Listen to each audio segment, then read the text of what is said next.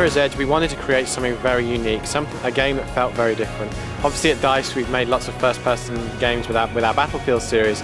We wanted to create something that was still first-person, but was really centered around movement.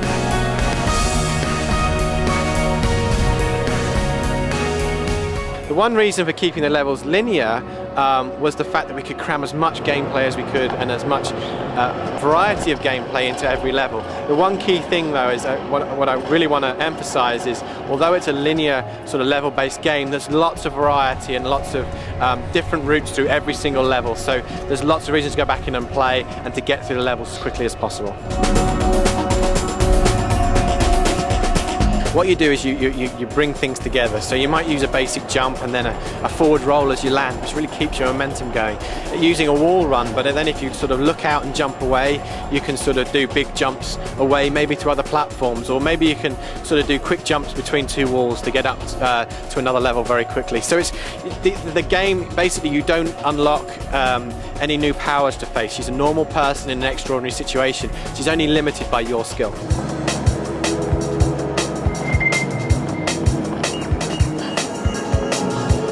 We're showing quite a bit of combat this week here at Leipzig. It's simple in the fact that it's melee combat. You use R2 to kick, to punch, all very context sensitive. So if you're in the air, you'll kick down. If you're sliding along the ground, you'll kick up, or if you're just standing, you'll punch. You know, it's all about using the strategy in combat.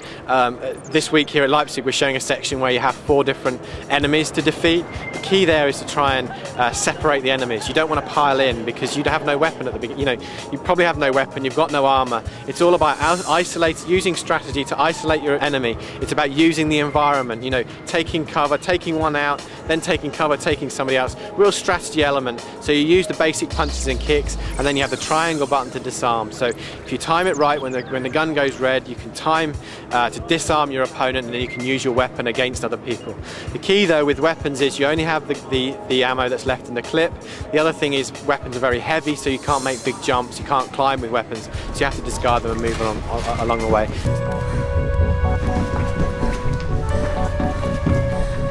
Faith carries a yellow bag.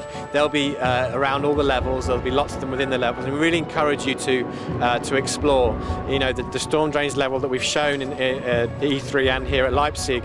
There's lots of different routes through that. You'll be encouraged to explore, to find different routes, because again, certain routes are quicker than others. You have to use different skills to get through them, and obviously part of that is finding the bags throughout the world.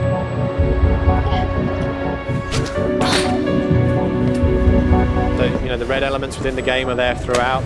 You know, whether they're there, you know, there's times where you might see a little bit less, but they're there throughout the game. It's an option you can turn off.